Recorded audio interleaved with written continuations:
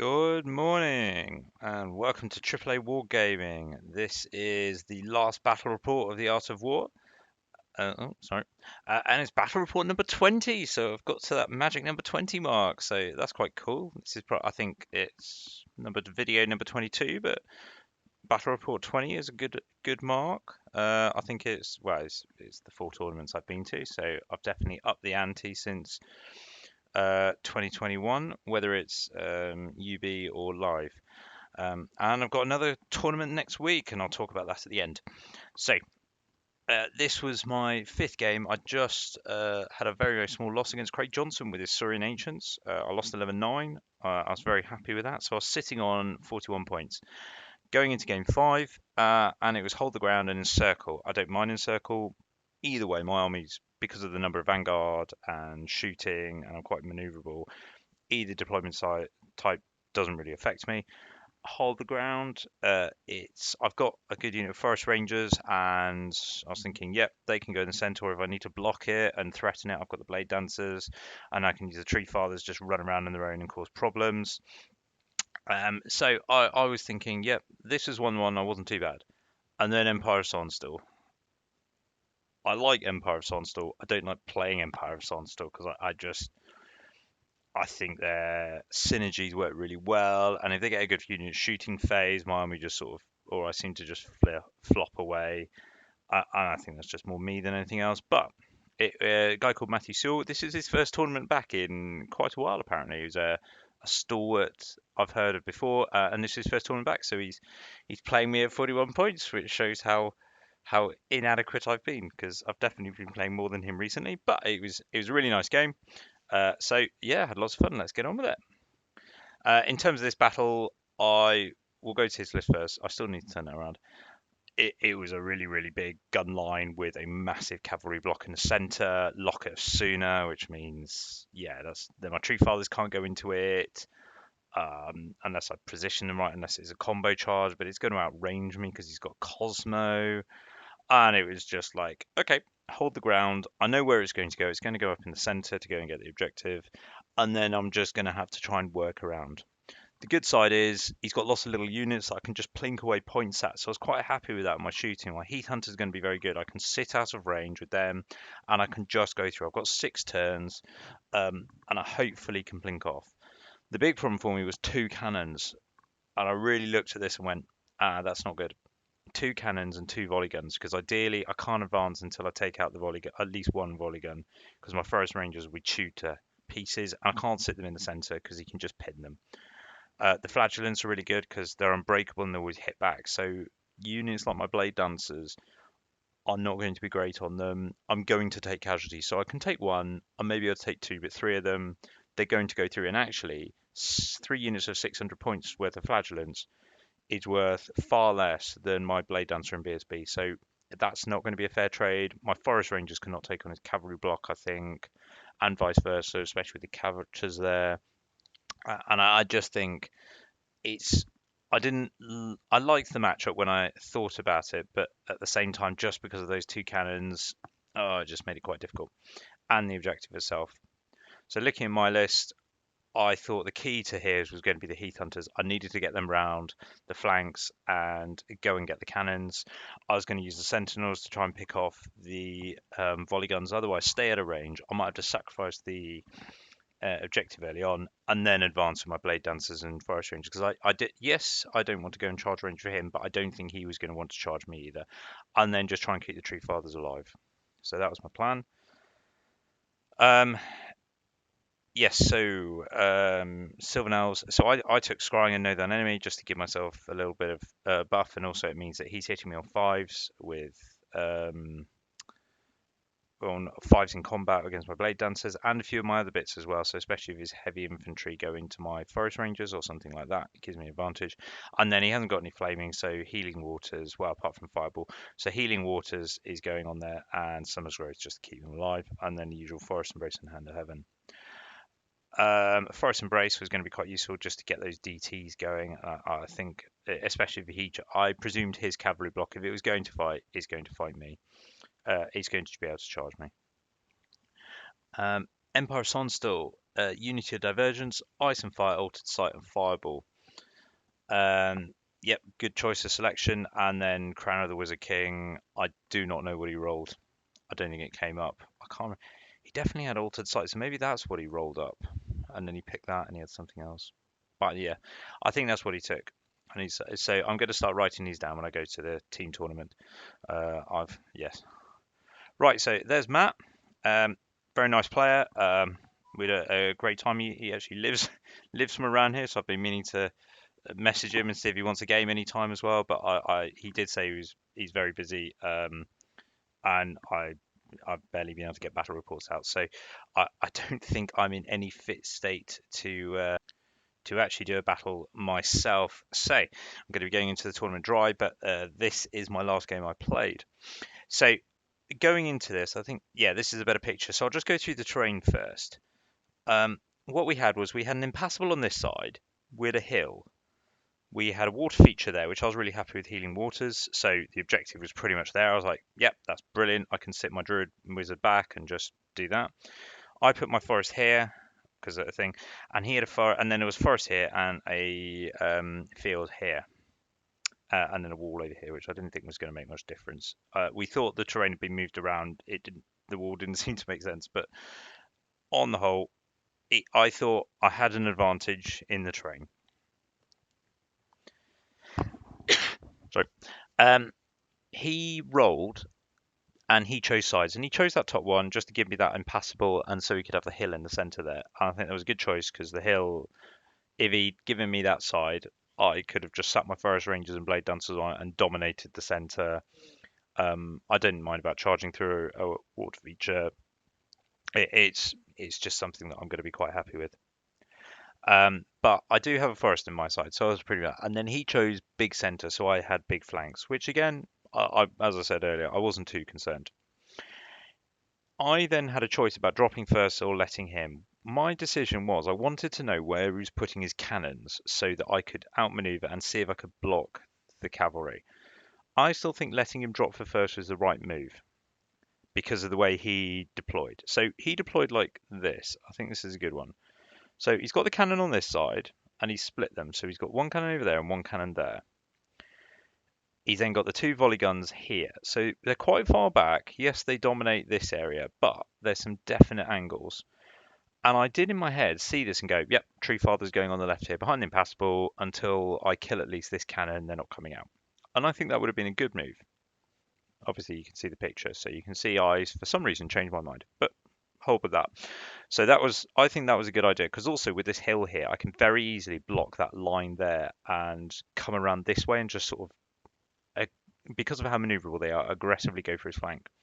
He's then got a unit of riders, a unit of light infantry with crossbows, flagellants, his heavy infantry there. I think without his wizard, I think he had a character in. I can't remember.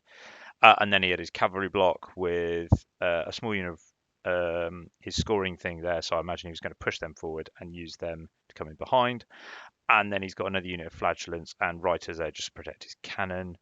Sorry, he had no, that's all his night block. Then he had the small unit of scoring night block here with the flagellants, and then another unit of riders here. So this is, you can see, the start to Vanguard there. Right. So my thought was that he's going to come forward here. I want to push my Blade Dancers there, block him off so that he can't come any further. And I wanted to use my Forest Rangers to come around the flank here and fix him and use the Tree Fathers to go off that way. I'd sort of found this spot over here where that cannon couldn't see them, they would have to move. That was a theory. And then I had but again, because I didn't have a banner of discipline and I was worried about his Riders coming first turn with the Vanguard, my Heath Hunters are out of position because they're back here. That was bad play of me. And I'm blocked off. I'm not as maneuverable, so I need to remember that they want space to move around. That's when they've been best, and they're quite central because I wanted them. I didn't want them to get the shot off and panicked off because he's got a lot of magic and shooting. So I've kept them within 12 with the BSB and the general for that rerollable 9. Other than that, I've got the two Sentinels here, which I think are fine because they're going to be going for these two volley guns. And these two, I think my plan was because that cannon was over there with the hill, I was going to put both of them up that way to kill that and the Tree Father. What I should have done is actually switch this around. I think Forest Rangers are fine there. Sentinels here, and they can plink off these guys and keep them alive, and then switch to the volley gun. The Tree Fathers go here with the Heath Hunters sort of sitting here and one round there, so they can go and get this. The Tree Fathers can go and get this, and I can just threaten from both sides. That I think would have been a better idea, so that I could fix him on the right and go there. So what actually happens is I've now got a very, very narrow flank to push on, and he gives him all this space here to come up against this bit. Because even though I push up here, he's still got this long range, and it's only a third of the board that I've given myself to push on. And because of where the hill is, that is a really wide angle, so it's really difficult for me to bring my Tree Fathers into play without having both cannons be able to kill them early. So I've done it the wrong thing. Anyway, so I think I've deployed poorly, and Matt's deployed far better than I have. He's spread himself out without seeing me, and he's covered the bases, and he's made sure he can get the objective. Turn one. So he moves up as so, and his primary thing is he wants to dominate the objective, which he has. You can see in the center with his knights there. What he's also got is he's brought the Reiters back there because he doesn't want to give me a long charge or a terror check with them. He's quite happy with the cannon coming off. He's brought the Flagellants and the Knights unit up so they can threaten and chaff as well, which is what I didn't account for. He's got the cannon up here, so ready because he can still shoot at my units, and then he's moved the volley guns off the hill. So I've given him that turn to even move them around. So, and you can just see his whole army is coalescing on this. So he's got what, 1, 2, and then 3 scoring units all around there, with a 4th one coming in from this angle. So I'm really going to get stuffed here, and I've just got this one here. I've got another one there. And then I think my Heath Riders were back here. So the idea was I keep them out of the way and then sweep in from this side as I push him back into that corner. I think this is a good tactic if I had 12 turns. As I've got 6, I don't think I've got enough time. I haven't got the Pathfinders or the ability to knock this block off and really do lots of damage unless I focus fire. And if I'm focusing fire on that, all his shooting is taking me off. So I was thinking at this point I need to somehow trap them in combat. So I still thought the same plan could work between the Blade Dancers and the Forest Rangers. In terms of shooting and magic, I stopped Unity of Divergence. He was going to put on the Forest Rangers on the right, and that's that. That's him measuring out. He then got Ice and Fire through on my Sentinels. You can see at the bottom with the runes, so they took a big hit. And then you can see what he's measuring now is the cannon shot from the cannon on the left. So that was good. I'd left him a flank, so he took like 4 or 5 of them off. I think he failed to miss one. So he took about 4 of them off. So that was well played. So he's minimized my range threat already. But I think the big one is staying patient with the Reiters here, because suddenly I've still got to take a turn to move forward. And then we're into turn 2. Or I've got to take, and by the end of turn 2, he's going to have at least one objective here, and I really aren't able to push him. So I was a bit concerned by this point. Now, what I should have done here, I think, what I decided to do is I wanted to push. It's game 5. I didn't think I was going to get a lot of games in for a while, so I was like, no, I want to have combat here. I wanted to try it. So what I thought was, I want to trap his block, because if I kill that between the Blade Dancers and that, I can win this game. I win this game. So I went for it. And this is what I did. So what I did was I moved the Heath Hunters up here and I blocked him, and I wanted them to charge. I then moved the Heath Hunters up here to block them on the charge. But this is sort of his turn. So you can see where these Reiters here. So you can see my flaw in the plan. I moved the Forest Rangers around here and the Blade Dancers here. So whichever way he reforms, they're getting a double charge, and I'm going to take them off. I don't care about Lokadasuna. It doesn't matter about how many characters he has. Between these 2 units, I'm going for them. Otherwise, I use both. I was quite happy with them, even with them shooting at them in range. It's going to be 6s or something stupid like that. So I pushed, and you can see you can start to see he's start to move forward. So it's another turn on top. But you can see I've moved him into here. My aim is to try and get Forest Spirit, Healing Waters, to go and shoot at this. Because by this point, this is, I think, into his turn 2 a little bit. These guys weren't here. They weren't so far up. So I was taking a risk with these 2, and I wanted to go in there. I think the only thing I got off was scrying, because he purposely stopped raising more sentinels. And these are his wound markers. So I only managed to get 2 wounds on there. So now my blade dancers are in a bit of a problem. And the other part is my Heath Hunters over here only put 2 wounds on his cannon. So I've spread my shots around, and I haven't done it very well. And now I've sacrificed about 740 points. It's a lot of points to chaff something, whilst he's still got lots of chaff. And I don't want one of these units to go in, so I think I've made a mistake here. And that's it. Yeah, and I've moved these forward. I tried to shoot off a couple of writers, but no. Empire of Sunstorm turn 2. Yeah, that is it. So you can see his first move, he charged. So he charged them into them, they're dead. He's going to charge them into them, they'll die. He's then moved the writers over to here, and he's blocked my forest rangers. So suddenly, yes, I can charge in here. So my only hope was potentially if I could terror bomb them off. So that was the risk he was taking. But I think his BSB was within 12, so well played to Matt. So I've tried to push on this side, and as you can see, I'm just getting further and further away from the objective, and he's just starting to dominate. He's got his heavy infantry coming in, and his shooting. I haven't really done anything too. So his turn, that's the charge there. You can see he's got lovely models as well. It's really, really pretty army. I love it. So why?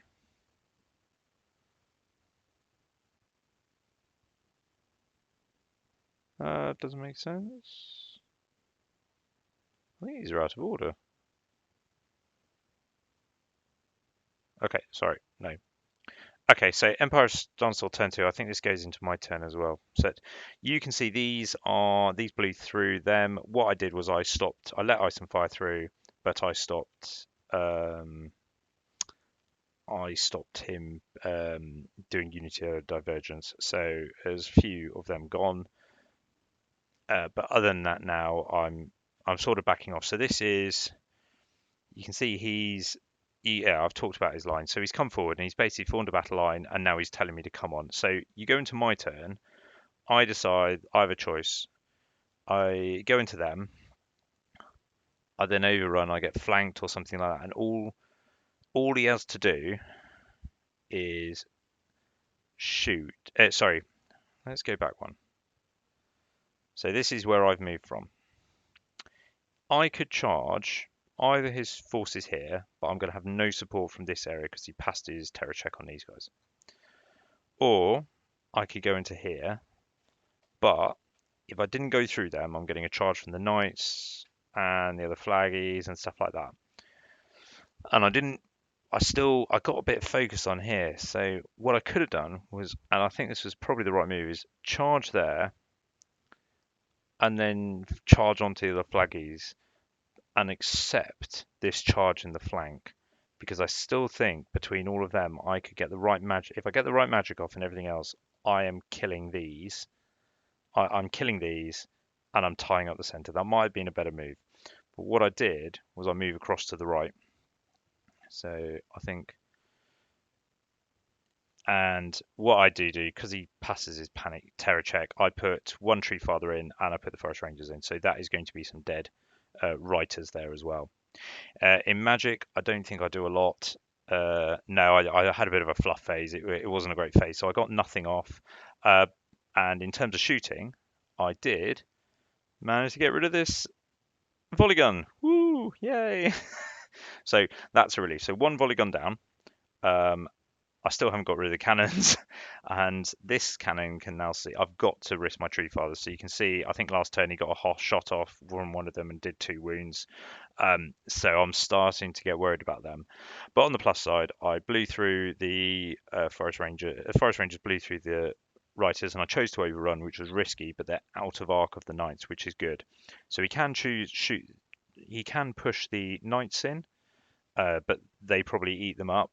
And the flaggies are not really in range to get a double charge there. So I'm pretty happy with that, actually. So it's going a lot better now. I'm starting to push. And I think it was the right choice having my blade dancers here. Because if they went over there, my BSB's over here, they will just get eaten up by what is effectively 400 points to be sacrificed, and then he still gets to shoot me and magic me and everything else. So I think actually moving across the right and being a bit slower was the right idea.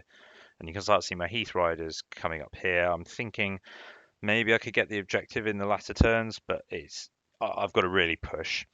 I'm happy with the Blade Dancers and the VSB here because I don't think in a forest they're going to run. I can choose the 3+ Aegis, and I know he doesn't want to go in there. He's going to get lots of DTs. I don't think he'll be steadfast, and then he's held likely, and then he gets Tree Father in the flank, probably two. So I think he's going to back off, which is why I went so I can kill all this side and try and get that out of the way. So his turn, what he does. So he can see. I don't think Yes, he doesn't really quite want to go in, and he wants to do some more magic on me. So he moves back the knights, and even in reverse, they're quite mobile. Suddenly, I can't really charge them with the blade dancers because that's quite a long charge range. They're out of arc of them, and yeah, it's just not great. He doesn't. He charges the knights in. No, he chaffs me with the knights, so I'm going to have to go and charge them. And then he uses the flaggies to follow up. So he doesn't try and charge them. He just moves them round so he can. So my tree fathers can't come in. So I kind of have to go and deal with his side, and that pretty much means he wins the objective. I think turn 3. I've got 3 more opportunities. My scoring units are so far away. I can't compete against his 2 there, and he can bring he'll probably give a marching order and bring them in. So yeah, I'm going to struggle there. He doesn't want to bring his writers round because he's still worried that I turn around and shoot them off. So he's quite happy just sitting at range and just trying to plink away at these units here. They weren't really very good, and the same with these ones. Otherwise, his cannons are lined up so they can have another pop at the Tree Fathers, and he's ready for magic. So I don't want Unity of Divergence to go off, but I think he didn't get it off. No, he didn't get Unity of Divergence off, and then he didn't get something. Ah, he did. He then got no, what's Unity of Vengeance is the big one. What's the one that does 2d6 strength 4 hits? Ice and Fire. So we got Ice and Fire off on my unit here and killed them off apart from the Druid. But on the plus side, the Druid passed her panic check, so I haven't lost my Druidism magic because that would have been really, really bad at this stage. Otherwise, he's starting to bring these forward to threaten. I'm pretty happy with that because he's giving me a flank charge there. I have lots of shooting, so there's potentially I can take these points and then start shooting at either his other volley gun or these ones here. So I'm pretty happy with that. In terms of combat, I move my Tree Father around here because I wanted to get in range. I realised I could get in range of the cannon here, and I just thought I just want to get rid of that.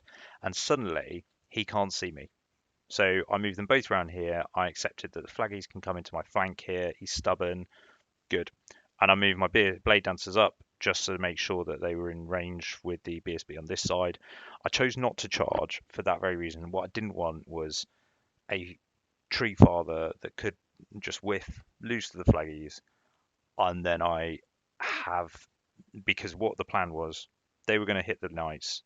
They were going to move sideways. So if the flaggies had gone through the Tree Father, they'd have flank charged my Forest Rangers and rolled up my line. So I decided the BSB needed to be in range here, and if he's there with the amount of shooting magic, the rest of the unit's got to go as well.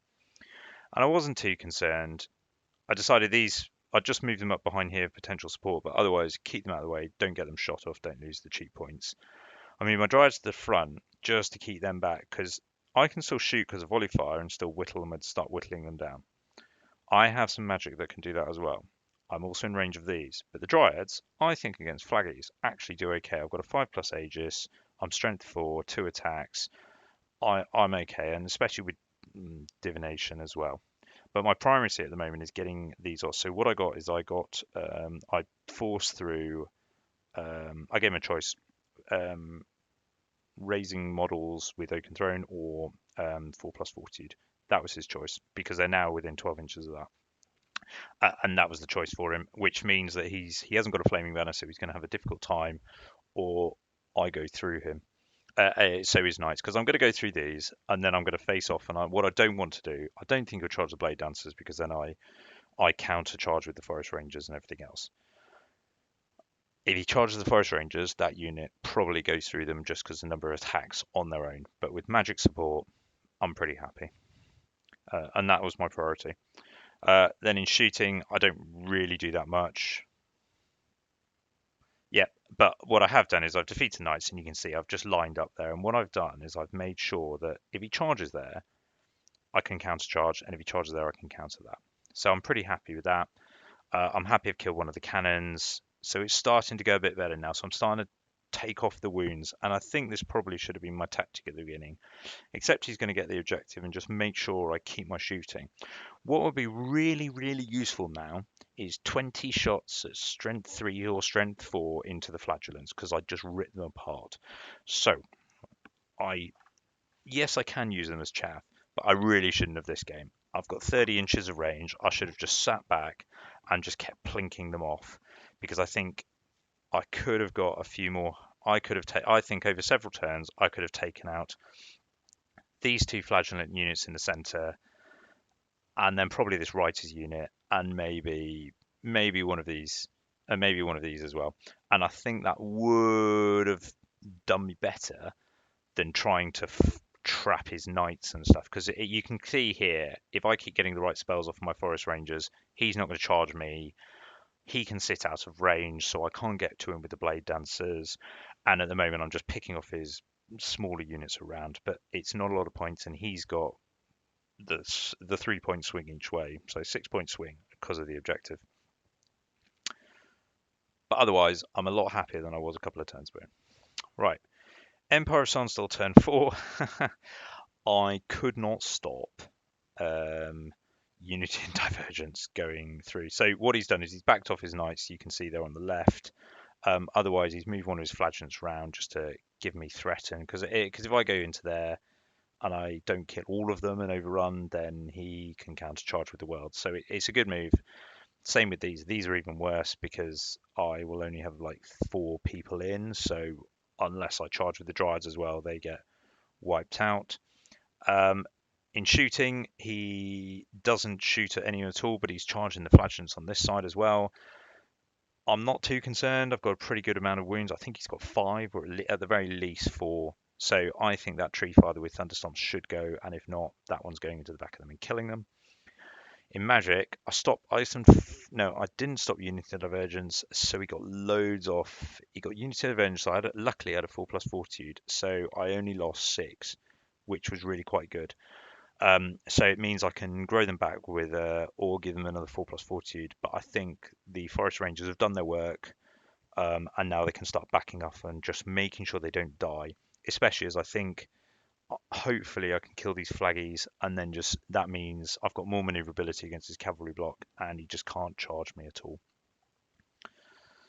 So, yep, that's what happens in there. So he did 2 wounds to me, but I killed loads of him. He had 10 at the start. I got so high on the thunderstomps as well. It was I got very lucky in this combat.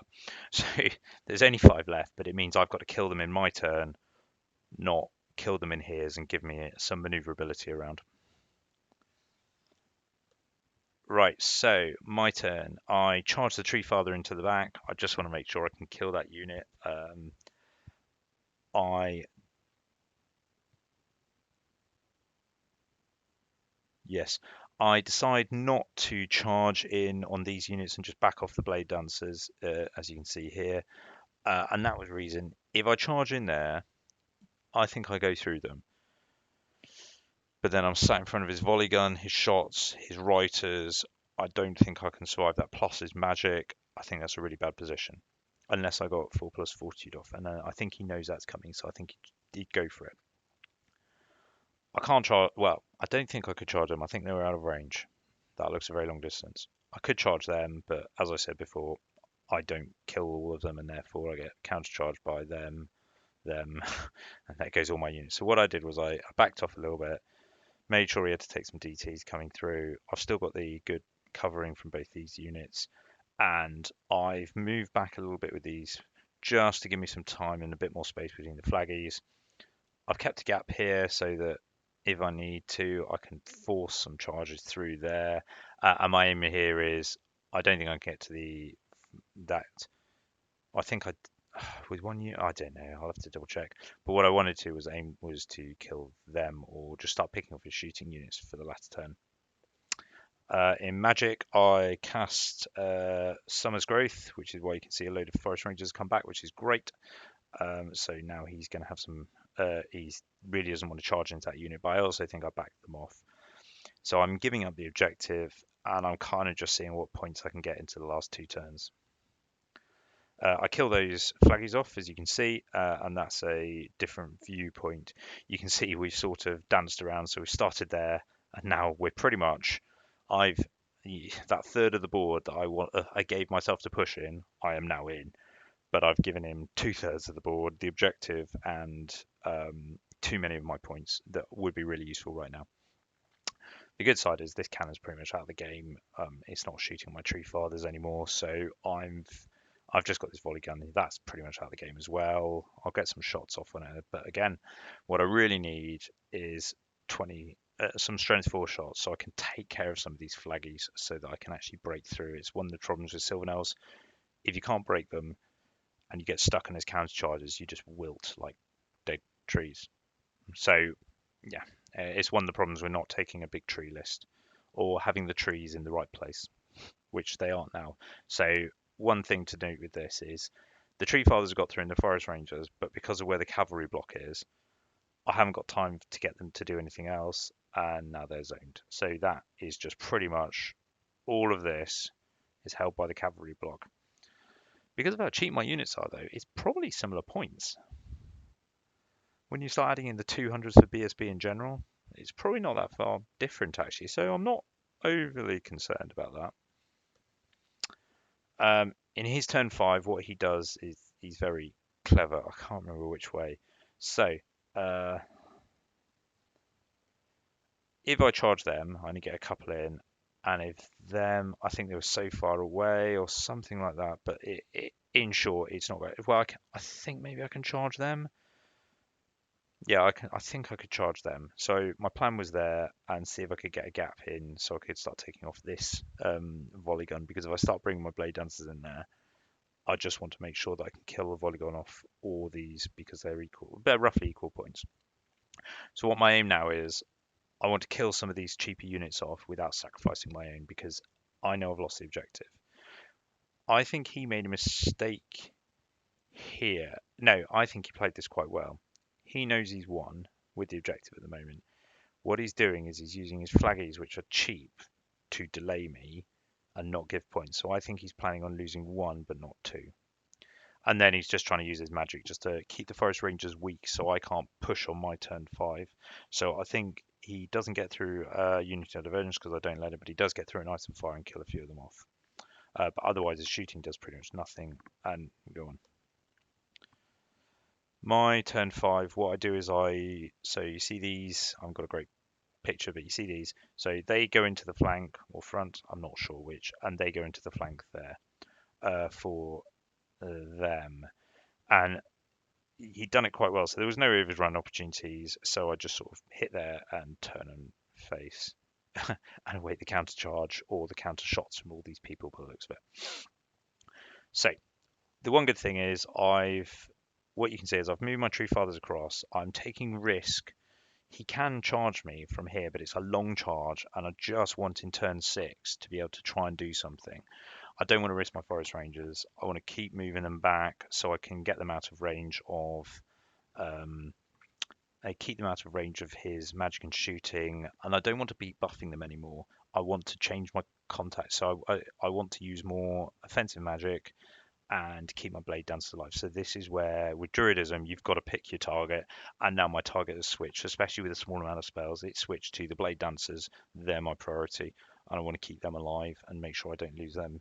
But to do that, I need the forest rangers to disengage and just get out of the way.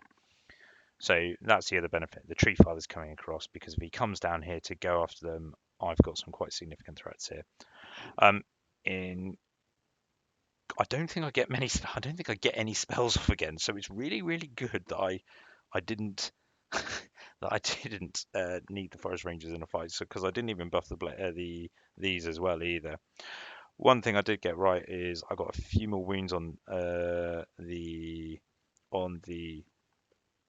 cannon over here. So hopefully I can get it off in the next turn. And this is where Matt was very clever again. Stuck to his tactic. He's just backed off, made sure he's in range. Maybe he gets lucky and takes these on out. And then he's just conga line there and puts me in the front. So I can charge them on my turn, but there's not going to be enough attacks to actually kill them unless my tree father gets in by some freak chance. I think he could just about get in, but it was something like a double six on. Yeah, so I'm not going to get there because he's not swift stride. Other than that, he's decided I've got too many wounds on that turn, so he just blocks me off there with his light infantry, so I can't even get volley fire between the flaggies and there. So that's I can't see them. That was really clever because I can only get half points for them. So he's protected all his small units here unless I can get the tree father in. So that's the way good. Otherwise, magic's for fluff. He doesn't risk getting into the forest rangers because he can't do it and he can't really shoot. So yeah, well played, Matt. And then yep, same thing. Yep. My turn. I charge the blade dancers in the center into them to see if I could. I try and charge the tree father and fail miserably. So I move the Sylvan Sentinels up. It's the last one, so I can shoot over them and hit the cavalry, and hopefully I can get lucky. I finally get Hand of Heaven off, and I think it wiped them out. So I didn't even get to shoot. So I just got the magic, and that's pretty much it. That's the game. He's left with a cannon, light infantry, half points on a organ gun, his big heavy infantry, his entire night bus and characters, and the flaggies. I'm left with everything bar one of my units of sentinels, my big one, and my two heat hunters, and that's how it ends. So I win on points for an 11-9, and then he won the objective because he played it far better in the center. So yeah, that's it. In terms of where I got it wrong, there's two things. I didn't like that change to ABS. I couldn't go back. So one is deployment. I got this wrong. I think two things. There's something else actually. I should have seen, or what I think differently is, I think this should have been quite standoffish. There wasn't going to be a lot. So what I should have done was taken another. I should have taken the spell for damage from divination with my Dryad Matriarch. I then should have taken Master of Earth with the Druid of Depth. So I then have 3 damage spells with Hand of Heaven, and I think that would have been really, really useful. So I should have just seen that in a fight and just understood that I outrange him mainly, and I've actually got more shooting when you think about it. 19 poison shots, 30 inches, 20 shots maneuverable that can move 18 inches, so it's a 48-inch range straight line. I've then got 2 tree crushing root attacks, whatever, the thing that shoots from the tree fathers. And then if I had 3 damage spells with there, I think I could have done so much more. The next bit I did wrong was I thought I had to be too aggressive. I wanted to go after the objective, and I should have just accepted that I could have got a small win here and lost the objective. Let his night bus go into center, and I kill the rest of his army. Put the tree fathers from that side over to this side. Keep the sentinels a bit more to the right, with the Dryad Matriarch over this side, and maybe use the Heath Hunters firstly on this side to go after and just wipe out this side, and then use the Sentinels to pick off in the center as planned, or maybe so. In fact, I'd split one unit Heath Hunters this side to take out them, and then just slowly follow up, and another unit Heath Hunters this side to take out them and the cannon. Tree Fathers come in, and I just spend the entire game picking off these units and all of that, and then I zone with the Forest Rangers and the Blade Dancers the entire game, using Druidism to keep me alive against his unit diversions. Done. So that was my second problem, I think, especially as I could have counter-deployed. And then the third one was in my turn 1. I should have accepted at this point.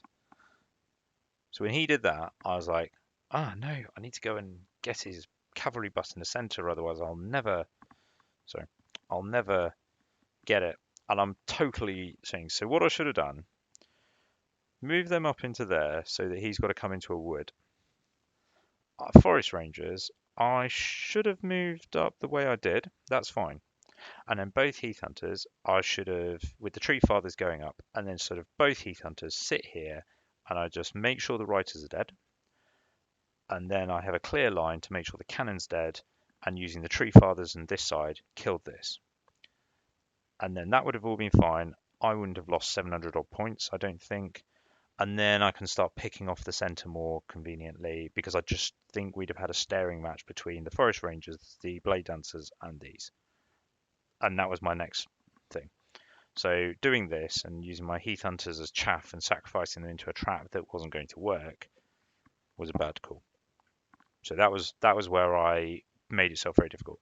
After that, I think I made some really good decisions, or far better decisions, keeping him at reach, using my shooting. But yeah, and I think Matt outplayed me. Fair play. So it was a lovely game, but far better deserved. So Matt, on your first tournament back, well done. So I think you, because we were on similar points, you definitely got over the 50 mark. I think you got 52, and I finished with 8 points on this game, and I got a 49 overall. So two tournaments with 49 out of 100. That is a far better average than I've done previously. So actually, really happy. Um, and it's a good way to finish on. Yeah, Art of War was a brilliant location, really well run.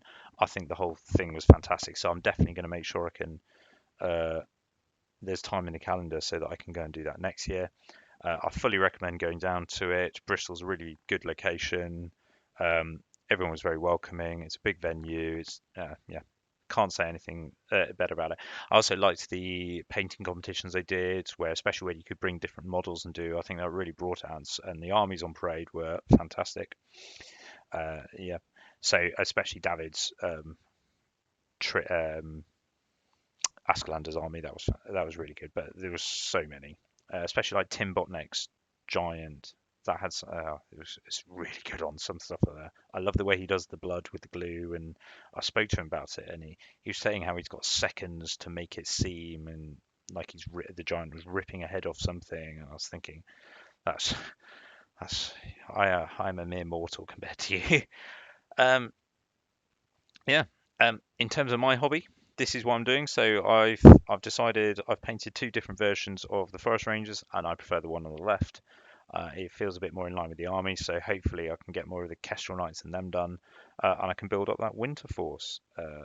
Yes, I'm a glutton for punishment, more Sylvanels, but in a different colour scheme. I've always wanted this Winter Army, so I'm looking forward to it. Thank you very much for listening. Please subscribe. If I have time, I'll do a pre-video on our armies ahead of the team tournament. What's it called? I don't know what. Black Country Brawl? It's in Warsaw. I think yes, that makes sense. I think yes, that makes sense. So it's up near Warsaw. It's being run by Jordan, who ran the Masters and the Masters Open. It looks like it's going to be a really good fun day, fun weekend. Spike Extravaganza are going up again. This is our first live tournament. We have done a UB1 in 2021, and we did okay. But this is going to be our first live one, so we're really looking forward to it. Thank you very much for listening. Have a good day.